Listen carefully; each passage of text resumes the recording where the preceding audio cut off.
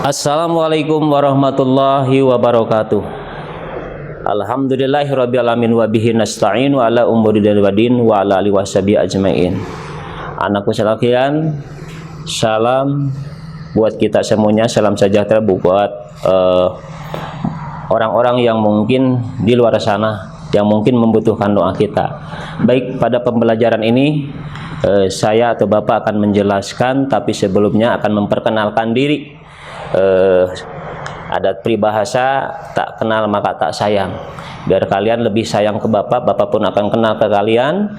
Walaupun kita baru pertama kali bertatap muka atau kita mungkin bertemu lewat udara atau lewat langsung tayangan ini, tapi kita senantiasa selalu saling mendoakan. Baik, kita berdoa sebelum acara pembelajaran ini. Mudah-mudahan doa kita semuanya, terutama di tengah-tengah musibah yang menimpa sebagian negara kita, termasuk daerah kita pun, mudah-mudahan kita dihindarkan dari musibah yang menimpa kita semuanya. Mari berdoa, kita mulai. Selesai, alhamdulillah. Mudah-mudahan doa kita semuanya dikabul Allah Subhanahu wa taala. Anakku sekalian, baik pertemuan ini sebelum ke materi yang lebih lanjut, Bapak akan menjelaskan mungkin atau perkenalan diri. Nama Bapak Pak Dedi Junaidi, asli sebetulnya bukan dari Bandung, Bapak dari Subang. Tapi walaupun daerah yang membedakan, tetapi kita selalu menyatu, kemudian saling menyayanginya. Baik, pada pertemuan pertama ini Bapak akan membahas atau mendeskripsikan kontrak belajar adalah kesepakatan antara guru dan siswa dalam pembelajaran PAI selama 1 semester ke depan. Setiap semester akan di-upgrade sesuai dengan kesepakatan bersama. Tujuannya adanya kontrak belajar sebagai panduan siswa belajar selama 6 bulan ke depan dengan sistematis. Selain itu mendidik anak untuk terlibat mengambil keputusan. Ini tolong dicerna oleh kalian. Kemudian metode dalam pembelajaran, selain metode ceramah yang Bapak sekarang sampaikan, ini adalah metode ceramah. Ada juga mungkin diskusi kesananya ya. Kemudian juga ada praktek. Kenapa praktek? Karena untuk kedepannya di materi PA itu ada hafalan. Jadi kalian siap-siap dari sekarang, hafalan nanti akan dilakukan oleh kalian untuk materi selanjutnya, pertemuan selanjutnya. Baik, kita pada pertemuan pertama membahas ini tentang pengendalian diri atau dikatakan mujahadah nafs. Kalau bahasa agamanya mujahadah nafs itu adalah pengendalian diri. Kenapa kita harus bisa mengendalikan diri? Kenapa dalam ajaran Islam itu dijelaskan tentang pengendalian diri? Karena manusia itu terdapat dalam dirinya itu adalah hawa nafsu dan syaitaniyah. Hawa nafsu yang selalu ada yang membawa kepada kebaikan, ada juga yang membawa kepada keburukan. Ketika kita dibawa kepada kebaikan, maka di sana yang berbicara adalah nafsu mutmainnah, nafsu yang tenang. Dalam Al-Quran dijelaskan, ya ayuhan nafsul mutmainnah, irji'i ila rabbiki radiyatan mardiyah, fadkhuli fi ibadi wadkhuli jannati. Salah satunya nafsu yang tenang itu ketika kita marah, ketika kesal dengan teman, dengan orang tua, dengan guru, kita bisa mengendalikannya. Maka itu yang bicara adalah nafsu mutmainnah yang tenang, yang membawa kita ke surganya Allah. Kemudian ada nafsu amarah. Jadi segala diucapkan anjing gogok diucapkan sama kita. Ini jangan sampai terulang atau kita melakukannya. Karena nafsu amarah ini sebaliknya.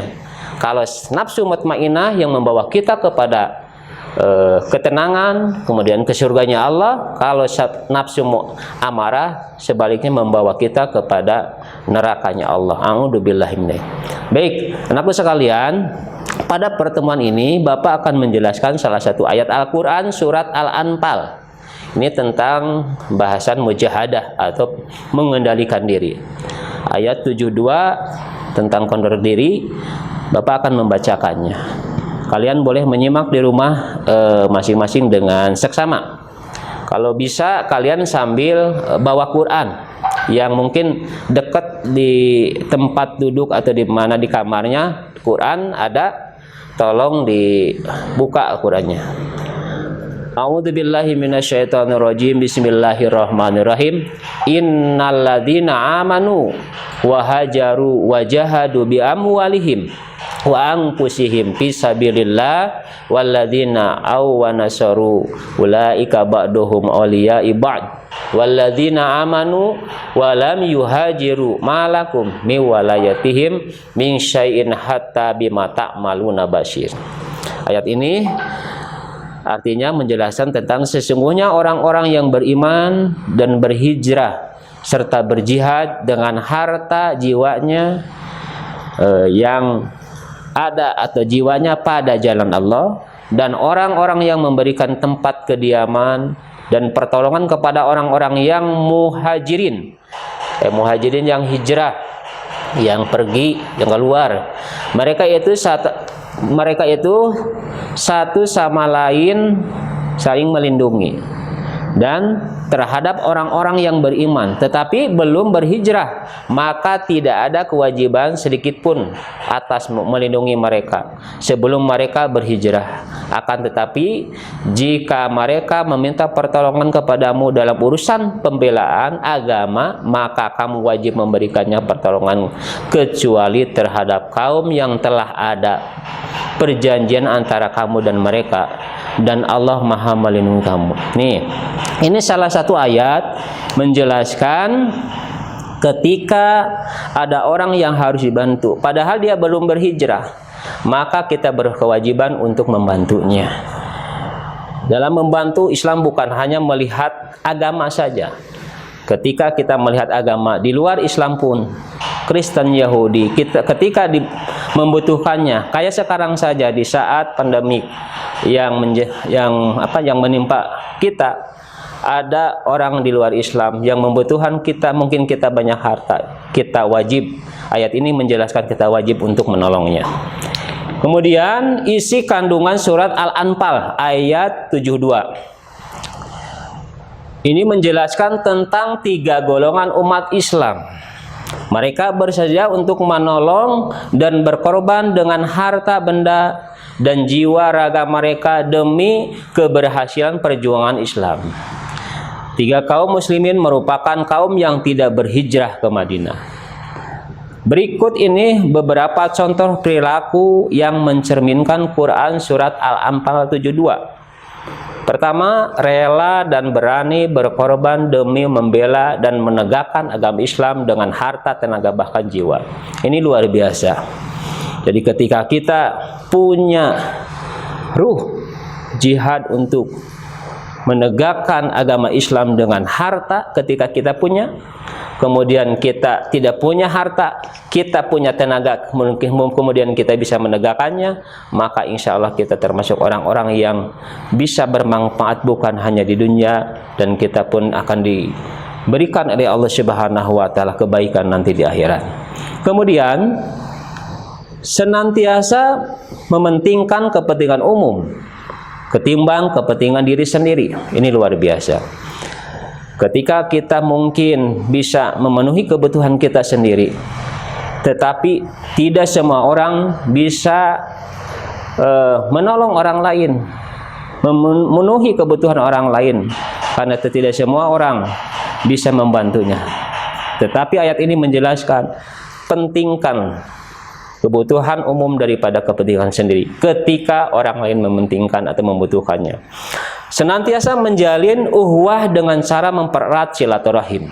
Sudah jelas, kalian mungkin sudah tahu bagaimana buat orang yang selalu menegakkan silaturahim, mengamalkan silaturahim.